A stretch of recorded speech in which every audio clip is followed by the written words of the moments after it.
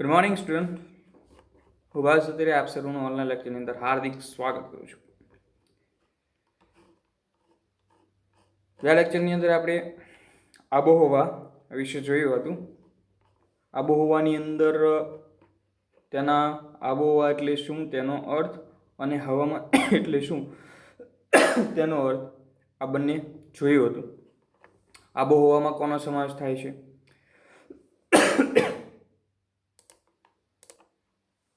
આબોહવામાં કોનો સમાવેશ થાય છે, તેમજ હવામાનની અંદર કોનો સમાવેશ થાય છે, તેના વિશે આપણે ગયા લેક્ચરની અંદર વિગતે વાત કરી હતી. ત્યાર પછી ભારતની આબોહવા કેવી છે, તો ભારતની આબોહવા મોસમી છે. મોસમી પવનો ભારત દેશની અંદર આવે છે. ઋતુ પરિવર્તન વિશે આપણે મકર ઋતુ પર સીધા કિરણો તેમજ કર્ક ઋતુ પર સીધા કિરણો કેવી રીતે પડે છે, અને તેનાથી વિરુદ્ધ દિશામાં, એટલે કે જો કર્ક ઋતુ પર સૂર્યના કિરણો સીધા પડતા હોય તો દક્ષિણ ધ્રુવ તરફ કેવી પરિસ્થિતિ, અને મકર ઋતુ પર સૂર્યના કિરણો સીધા પડતા હોય તો પછી જે ઉત્તર ધ્રુવવૃત્ત છે તેના ઉપર કેવી પરિસ્થિતિ અનુભવાય છે, તેના વિશે આપણે શાબ્દિક વાત કરેલી હતી. ત્યાર પછી હવે આપણે જોઈએ કે ભારતની આબોહવાની વિવિધતા વિશેની વાત છે, કે ભારતની આબોહવા કેટલી વિવિધ છે. જેમાં આપણે એક ટોપિક જોયો હતો કે ભાઈ દરિયા કિનારાની અંદર જે કિનારાના આવેલા જે વિસ્તારો છે એ વિસ્તારોની અંદર એની જે આબોહવા છે તે સમ રહે છે, અને જેમ આપણે દરિયા કિનારાથી અંદરની દિશા તરફ જઈ રહીએ છીએ તેમ જે આબોહવા છે એ કેવી થતી જાય છે, ખંડીય આબોહવા થતી જાય છે. ત્યાર પછી આગળ જોઈએ આપણે ભારતની આબોહવા બાબતે.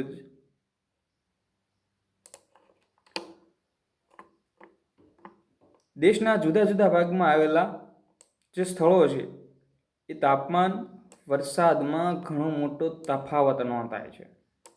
દેશના જેટલા અલગ અલગ જે સ્થળો આવેલા છે તેને જે આપણે ભારત દેશ છે એ વિશાળ છે, નાનો દેશ નથી, આપણે સૌ સમજીએ છીએ.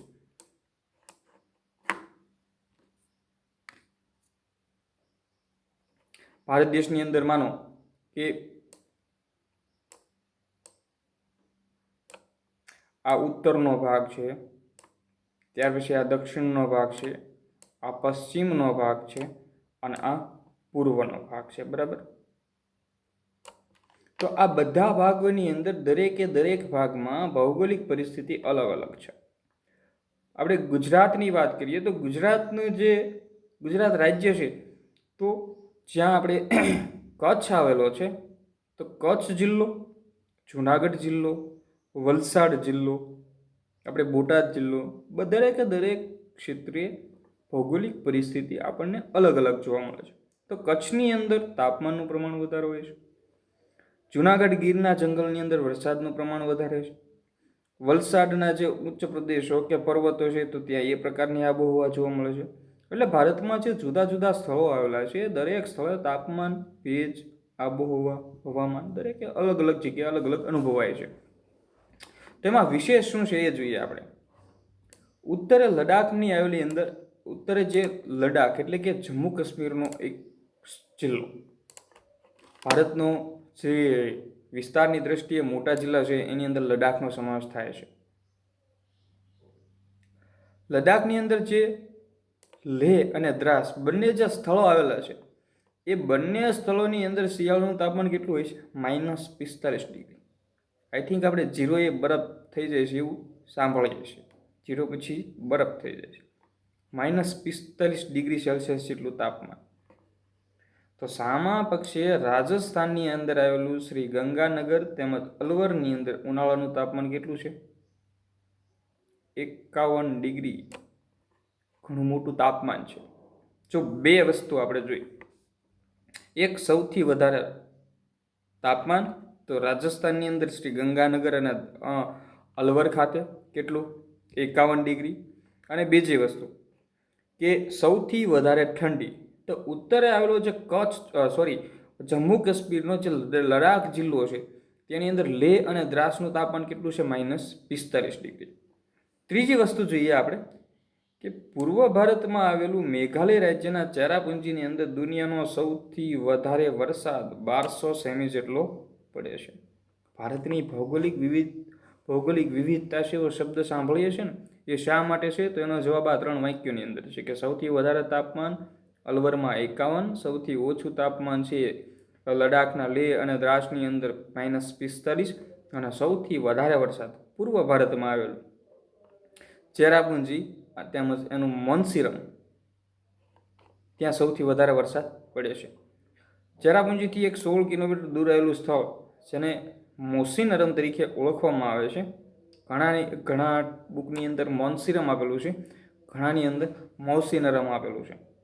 તો આ સ્થળની અંદર 24 કલાકમાં સૌથી વધારે વરસાદ પડ્યાનું વિશ્વ રેકોર્ડ આ સ્થળની અંદર છે. તો આપણે આ 3 બાબતો જોઈએ: સૌથી વધારે વરસાદ, સૌથી વધારે ઠંડી અને સૌથી વધારે ગરમી.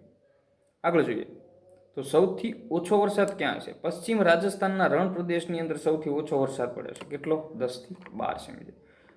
અહીંયા 1200 સેમી જેટલો વરસાદ પડે છે, અહીંયા 10 થી 12 સેમી જેટલો વરસાદ પડે છે. આપણે જે વાર્ષિક વરસાદ થાય છે છેલ્લા 2 વર્ષને બાદ કરતા વાર્ષિક વરસાદ લગભગ 100 થી 200 સેમી જેટલો હોય છે. છેલ્લા 2 વર્ષની અંદર થોડું વધારે વરસાદ પડ્યો છે.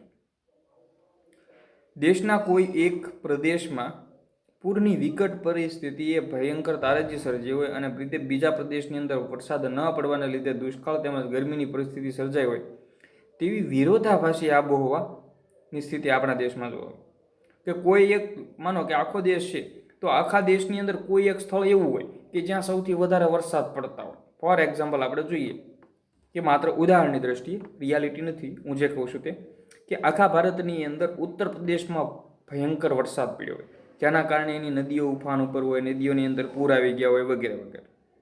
તો બીજા પક્ષે આપણે મધ્યપ્રદેશ કે ગુજરાતના સ્થળો લઈએ કે ત્યાં વરસાદ જે એવરેજ દર વર્ષે પડતો તેનાથી કરતાં પણ ઓછો પડ્યો હોય, તો ત્યાં દુષ્કાળ જેવી પરિસ્થિતિ હોય.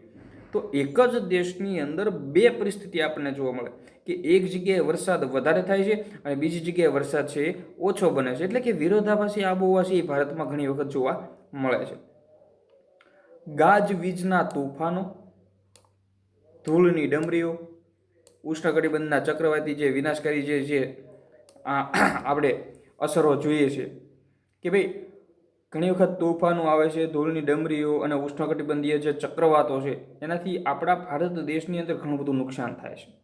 એ ઘણી બધી રીતે થાય છે. માનો કે ઘણી વખત છે એ અતિશય પવનના કારણે કિનારાના જે પ્રદેશો છે ત્યાં પૂરની સ્થિતિ જોવા મળે, પાકને નુકસાન થાય, એવી ઘણી બધી વિનાશક અસરો છે ભારત દેશની અંદર જોવા મળે છે. હવે આપણે પાછું બીજી રીતે કહીએ તો ભારતનું હવામાન છે ઋતુગત છે કે ભાઈ જો વરસાદ પડતો હોય તો ચોમાસાના સમય દરમિયાન વરસાદ પડે, શિયાળામાં ક્યારેક માવઠા થાય, પરંતુ ઉનાળામાં બિલકુલ વરસાદ પડતો નથી. જે ભાગની વાત છે તે ઘણા ભાગો એવા છે કે જ્યાં શિયાળામાં પણ વરસાદ પડતો હોય, પરંતુ તે દર વર્ષે ત્યાં શિયાળામાં વરસાદ પડતો હોય. એટલે કે ઋતુગત આબોહવા પ્રમાણે ભારત દેશ ચાલતો હોય, આબોહવાકીય પરિસ્થિતિ ધરાવે છે. ત્યાર પછી આબોહવાને અસર કરતા પરિબળો. હવે આબોહવાને કેટલા પરિબળો અસર કરે છે એના વિશે આપણે જોઈએ તો પૃથ્વીની સપાટી પર તાપમાન, વાતાવરણીય દબાણ, પવનો, ભેજ, વરસાદ વગેરે. પૃથ્વીની સપાટી પર તાપમાન, વાતાવરણીય દબાણ, ભેજ, પવનો, વરસાદ વગેરે વાતાવરણીય ઘટકોના પ્રમાણ અને વિતરણ પર અંકુશ ધરાવતા કેટલાક પરિબળો છે જે આબોહવાને અસર કરતા પરિબળો ગણાય. તો વાતાવરણીય દબાણ એટલે શું? પહેલું તો જોઈએ આપણે તાપમાન. તાપમાન કોને કહેવાય? કે સૂર્યનો પ્રકાશ જ્યારે આવતો હોય ને આપણને જે ગરમી અનુભવાય એને આપણે તાપમાન કહીએ છીએ. તો સવારના સમયે તાપમાન, બપોરના સમયે તાપમાન, સાંજના સમયે તાપમાન અલગ હોય. આજના દિવસની વાત કરું, પછી ઉનાળાનો કોઈ એક દિવસની વાત કરું તો ત્યારે પણ અલગ હોય, ચોમાસાનો કોઈ એક દિવસની વાત કરું તો ત્યારે પણ અલગ હોય છે. બીજું, વાતાવરણીય દબાણ. વાતાવરણીય દબાણના કારણે પવનો ઉદ્ભવે છે. જો પવનો, માનો કે આપણે સમજીએ છીએ કે પવન છે 50 કિમીની ઝડપે પવન ફૂંકાવાનો, તો ત્યાં શું ભગવાનના પંખા હોય છે? એવું નથી હોતું, પણ પૃથ્વીની ભૌગોલિક પરિસ્થિતિના કારણે વાતાવરણીય હલકું દબાણ અને વાતાવરણીય ભારે દબાણ કે જેના કારણે જે વાતાવરણમાં રહેલી હવા છે એક જગ્યાએથી બીજી જગ્યા તરફ ખેંચાય છે, ત્યારે આપણે પવનનો અનુભવ કરીએ છીએ. ત્રીજું છે ભેજ. ભેજ એટલે શું? હા, વાતાવરણમાં રહેલી જે એક પ્રકારની આપણે કહેવાય ને કે ભેજ સૌથી વધારે ક્યારે હોય, આપણી વાત કરવામાં આવે તો ભેજનું પ્રમાણ સૌથી વધારે ચોમાસાની અંદર હોય. જ્યારે અતિશય વરસાદ થયો અને આ ઘરે આપણા જે એક પ્રકારના ભેજનું વાતાવરણ જે જોવા મળે ને તે, ત્યાર પછી વરસાદ, એ એક આ પરિબળો બધા એકાબીજી પર આધાર રાખે છે. કે ભેજ હોય તો તાપમાન ઓછું જોવા મળે, વાતાવરણીય દબાણ વધારે હોય તો પવન વધારે જોવા મળે, પવન વધારે આવશે દરિયા કિનારેથી તો વરસાદ જોવા મળશે. એટલે આ બધા પરિબળો છે એ આબોહવાને અસર કરતા પરિબળો છે. અને ભારત દેશની અંદર જોઈએ કે આબોહવાને અસર કરતા પરિબળો કયા છે, જે નીચે પ્રમાણે છે. પહેલું છે અક્ષાંશ.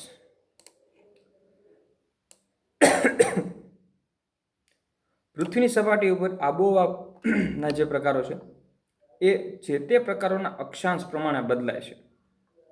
આબોહવાના તત્વોનું વિતરણ મોટા ભાગે અક્ષાંશોને અનુસરે છે. બે ક્રમિક અક્ષાંશો વચ્ચે 111 કિમી જેટલું અંતર હોય છે. વિષુવવૃત્તના આસપાસના પ્રદેશો પર સૂર્યના કિરણો લગભગ લંબ પડે છે, તેથી ત્યાં 12 માસ ગરમી પડે છે. અને ભારતના ઉષ્ણકટિબંધીય તેમજ સમશીતોષ્ણકટિબંધની આબોહવાની અંદર બે અલગ અલગ પ્રકારની પરિસ્થિતિ ધરાવતા વહેંચાઈ જાય છે. હવે અક્ષાંશ શું માનો કે આ આપણો ભારત દેશ છે અને વચ્ચેની આ જે લાઈન છે એ શું છે, કર્કવૃત છે. તો અમુક ભાગ છે એ કર્કવૃતથી ઉત્તર તરફ આવશે અને અમુક ભાગ છે કર્કવૃતથી દક્ષિણ તરફ આવશે. બરાબર, આ કર્કવૃતથી દક્ષિણનો ભાગ અને આ કર્કવૃતથી ઉત્તરનો ભાગ.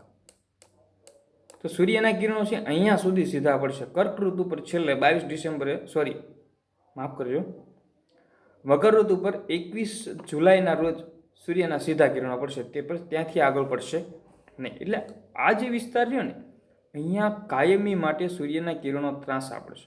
ગરમીનો અનુભવ થશે પરંતુ સૂર્યના કિરણો છે એ ત્રાંસા પડશે.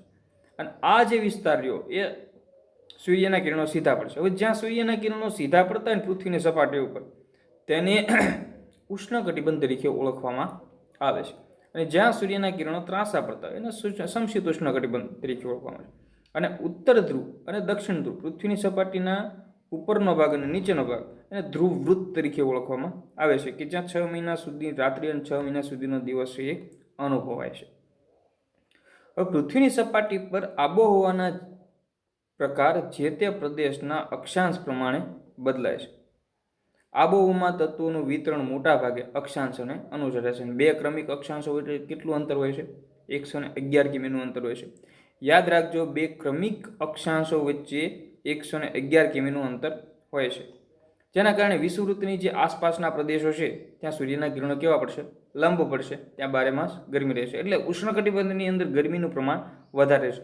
એટલા માટે અક્ષાંશ છે એ જે તે કટિબંધ હોય કે પછી જે તે પ્રદેશ હોય અહીં આબોહકીય પરિસ્થિતિ માટે જરૂરી છે, અસર કરતું પરિબળ છે.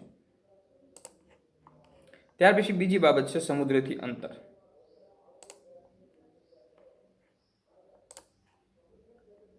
આખો ટોપિક આપણે જોઈએ, સમુદ્રથી અંતર.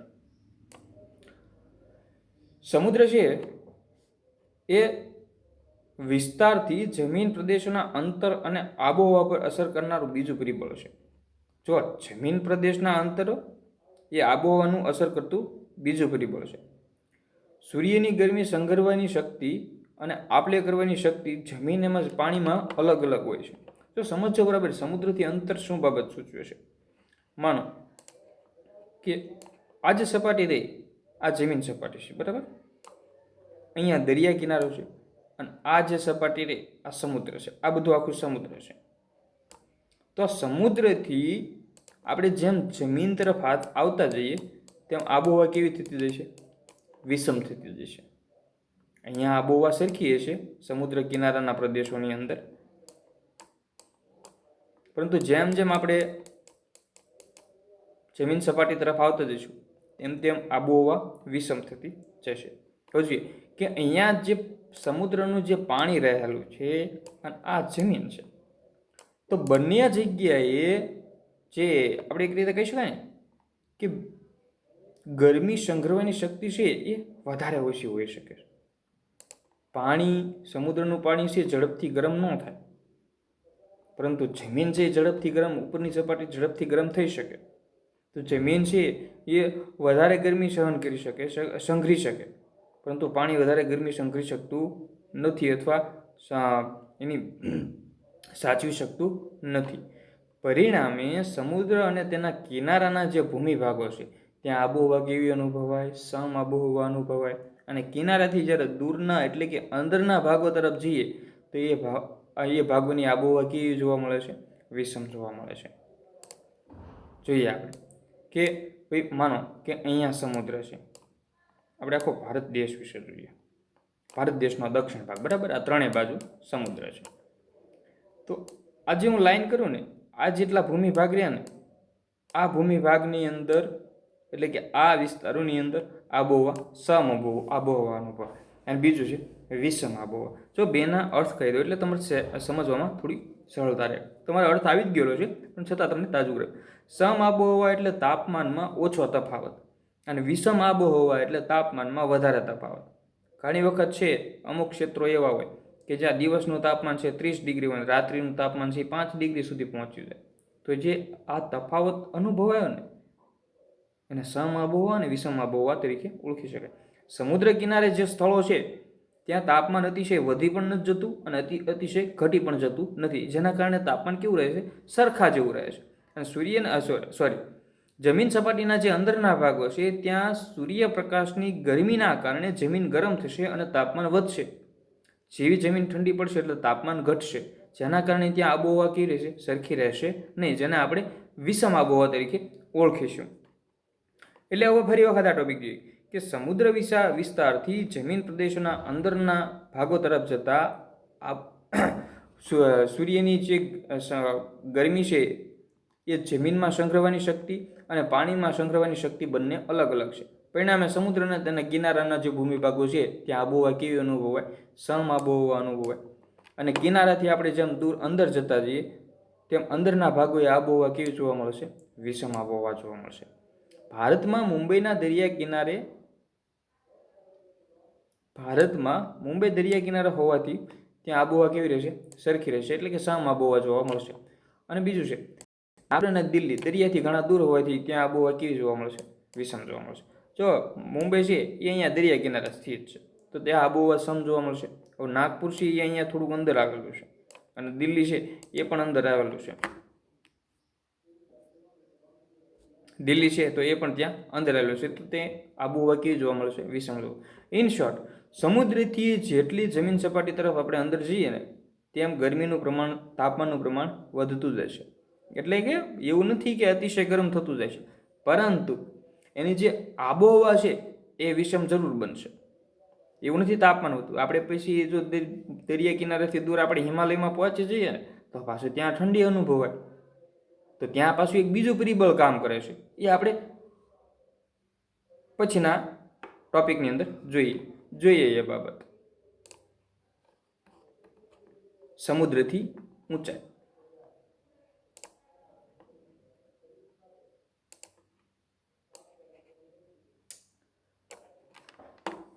આપણે અત્યારે વાત કરી કે ભાઈ સમુદ્રથી આપણે જેમ જેમ જમીન તરફ આગળ વધતા જઈએ તેમ તેમ તાપમાનનો જે આબોહવા છે એ વિષમ બનતી જાય. પરંતુ આપણે હિમાલયની અંદર જઈએ ને તો ત્યાં આબોહવા ઠંડી બનતી જાય, અથવા તો વિષમ ન પણ હોય ત્યાં સરખી આબોહવા અનુભવાય. જો કહેવાનો મતલબ એવો છે કે તાપમાનનો જે એક ગાળો છે ને કે 10 સેલ્સિયસથી 30 સેલ્સિયસ કે 10 સેલ્સિયસથી 40 સેલ્સિયસ સુધીનો આ જે તફાવત જેટલો લાંબો રહેશે ને તેટલી આબોહવા વિષમ ગણે. અને એ તફાવત જેટલો ઓછો રહેશે 10થી 20, 10થી 25 અથવા 20થી 25, 20થી 30, તેના આબોહવાને સમ આબોહવા ગણવામાં આવે છે. સમુદ્રની સપાટીથી વાતાવરણમાં જેમ જેમ ઊંચે જઈએ તેમ હવાનું દબાણ અને હવાનું તાપમાન છે એ ઘટતું જતું જોવા મળે છે. આપણે ઘણી વખત એક વાક્ય શીખેલા છે કે જેમ આપણે ઉપર તરફ જઈએ ને તેમ હવા પાતળી બનતી જાય, હવાનું દબાણ, તાપમાન બંને ઓછું થતું જાય. જ્યારે ભૂપૃષ્ઠની ઊંચાઈમાં વરસાદમાં વધારો કરે છે, જ્યારે ભૂપૃષ્ઠની ઊંચાઈ છે એ વરસાદમાં વધારો કરે છે. હિમાલય પર્વતની ઊંચાઈને લીધે તેના બહુ ઊંચા શિખરો બારે માસ બરફથી છવાયેલા રહેશે અને ભેજવાળી હવા ઊંચે ચડતા તે ઠંડી બને છે અને તે વરસાદ આપે છે. અસમ, મેઘાલયના પહાડી ક્ષેત્રો જેમ ઊંચાઈ વધતી જાય છે તેમ વરસાદનું પ્રમાણ વધતું જોવા મળે છે. સામાન્યતઃ પરિસ્થિતિમાં પૃથ્વીની સપાટી ઉપર ઊંચાઈ તરફ જતાં 165 મીટર 1 સેલ્સિયસ અથવા તો સરેરાશ 1000 મીટરે 6.5 સેલ્સિયસ તાપમાન ઘટે છે. આપણે ફરી વખત એ બધી બાબતો આપણે જોઈએ કે માનો કે ભાઈ આ કોઈ એક પર્વત છે, બરાબર? આ કોઈ એક પર્વત છે, આ પર્વતમાળા છે બધી. અહીંયા જે સપાટી છે એ ઉચ્ચ પ્રદેશોની છે અને અહીંયા જે સપાટી છે એ સમતલ પ્રદેશ છે. અહીંયા દરિયા કિનારાની શરૂઆત થાય છે. આપણે અહીંયા મુંબઈ લઈ લઈએ, અહીંયા વચ્ચે નાગપુર લઈ લઈએ, અહીંયા દિલ્હી લઈ લઈએ અને અહીંયા કાશ્મીર લઈ લઈએ. તો હવે સમુદ્ર કિનારા તરફથી જે પવનો આવતા હશે ને એ પવનો ભેજવાળા હશે. જોજો, સમુદ્ર કિનારા તરફથી જે પવનો પૃથ્વીની સપાટી ઉપર આવશે એ પવનો કેવા હશે? ભેજવાળા હશે. તો આ હવા જેમ જેમ આગળ વધતી જાય તેમ તેમ ભેજ છે એ થોડો ઘણો ઓછો ત્યાં ઠલવાતો રહે, જેને આપણે ઘનીભવન તરીકે ઓળખીએ છીએ. પરંતુ જ્યારે કોઈ પર્વતીય વિસ્તાર આવે એટલે કે સમુદ્ર સપાટીથી ઊંચો વિસ્તાર આવશે ત્યારે જેમ જેમ હવા ઊંચે જતી છે ને તો ભેજ તેનો અહીંયા રહેતો જશે, ભેજ ઠલવાતો જશે. કારણ કે હવા ઉપર ચડશે તો એ ભેજ સાથે નહીં ચડે, અમુક ઊંચાઈ સુધી સ્થિત રહેશે, પરંતુ ત્યાર પછી ભેજ એ ત્યાં રહેશે, જેને આપણે વાદળો તરીકે ઓળખીએ છીએ.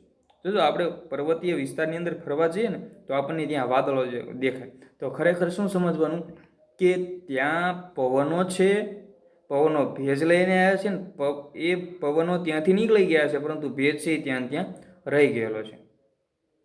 તો આ જે વિસ્તારો છે તો આ વિસ્તારોની અંદર ઘનીભવન થશે અને વરસાદ આપશે.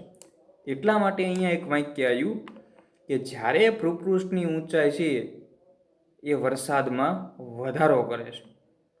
ભારત દેશની અંદર હિમાલય પર્વતની ઊંચાઈને લીધે બહુ ઊંચા શિખરો છે એ બારે માસ બરફથી છવાયેલા રહે છે અને ભેજવાળી હવા ઊંચે ચડતા શું બને છે? તે વરસાદ આપે છે. માનો હજુ આપણે જોઈએ કે એનાથી વધારે છે. આ હિમાલયની આપણે માઉન્ટ એવરેસ્ટની વાત કરી લઈએ. આ તળેટીના વિસ્તાર, આ ઊંચાઈવાળા પર્વતો અને આ અતિશય ઊંચાઈવાળા પર્વતો. પરંતુ સોરી, જેમ જેમ ઊંચાઈ ઉપર જતા જશું ને એક બીજું પરિબળ પણ સાથે કામ કરશે. કયું? તાપમાન ઘટાડવાનું. કે 1000 મીટર આપણે ઊંચાઈ 1000 મીટરના ઊંચાઈવાળા પર્વત ઉપર પહોંચશું આપણે તો તાપમાન કેટલું હશે? 6.5 સેલ્સિયસ ઓછું હશે. હવે તળેટીનું જે તાપમાન હોય ને એટલે કે પર્વત જ્યારથી શરૂ થતો હોય ત્યાંનું જે તાપમાન હોય ને એની કરતાં ઓછું જોવા મળશે, નહીં કે સમુદ્ર કિનારા તરફનું. હવે 1000 મીટર આપણે ઊંચાઈ જઈએ તો 6.5 સેલ્સિયસ જોવા મળે. માનો એક મિનિટ હો બાળકો,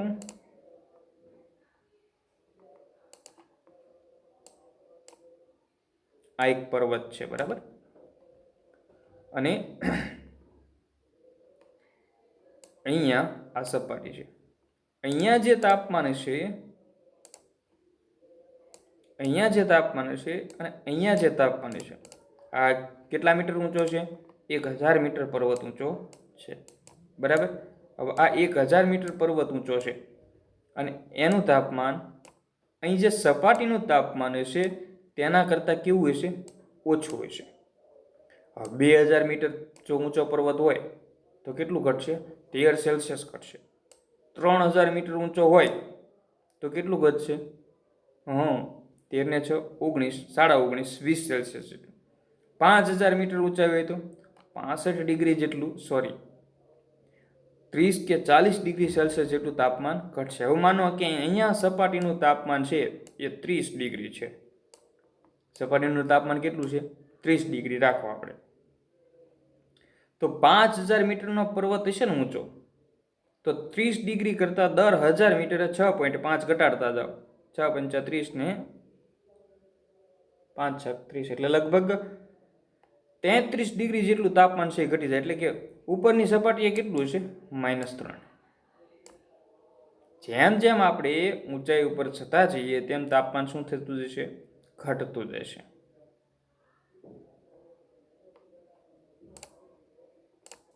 એ આંકડાઓ યાદ રાખજો બધા વિદ્યાર્થી મિત્રો કે 165 મીટરે 1 સેલ્સિયસ અથવા તો સરેરાશ 1000 મીટરે 6.5 સેલ્સિયસ જેટલું તાપમાન ઘટે છે. હવે સમુદ્રથી ઊંચાઈ છે ને એ ભૂપૃષ્ઠની વિવિધતામાં ભાગ ભજવે છે આબોહવા પરિવર્તનમાં, કે અહીંયા 30 ડિગ્રી છે. શા માટે? જે પહાડની ચોટી હોય અથવા જે ઉપરનો વિસ્તાર હોય ત્યાં છે એ બરફ આચ્છાદિત પ્રદેશો હોય. આગળ જોઈએ વાતાવરણીય દબાણ અને પવનો. એ જોતા પહેલા જોઈ લઈએ. ચલો, ભારતનું ઉત્તર પૂર્વીય વ્યાપારી પવનો છે જે ભારત એવી જગ્યા ઉપર સ્થિત છે કે જ્યાં ઉત્તર પૂર્વીય વ્યાપારિક જે પવનો છે ને એ વચમાં આવતું હોય. માનો કે ભારત જે દેશ છે એ ભારત દેશ એવી જગ્યા ઉપર સ્થિત છે કે જ્યાંથી છે ઉત્તર પૂર્વીય પવનો, વ્યાપારી પવનો આવે છે. આ પવનો ઉત્તર ગોળાર્ધના ઉષ્ણકટિબંધીય ગુરુદાબ પટ્ટના ભારે દબાણના પાટાઓ દ્વારા સર્જાય છે. આ પવનો ઉત્તર ગોળાર્ધના ઉષ્ણકટિબંધીય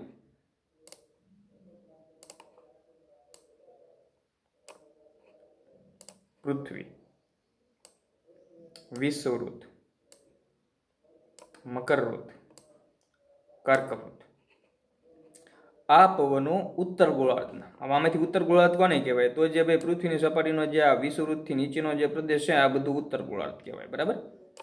ઉત્તર ગોળાર્ધના ઉષ્ણકટિબંધીય ઉષ્ણકટિબંધ કોને કહેવાય? કે ભાઈ વિષુવવૃત્તથી મકરવૃત્ત સુધીનો જે પ્રદેશ છે ને આ વચ્ચેનો પ્રદેશ, કે જ્યાં વચ્ચે વિષુવવૃત્ત આવે છે એની નીચે મકરવૃત્ત આવે છે.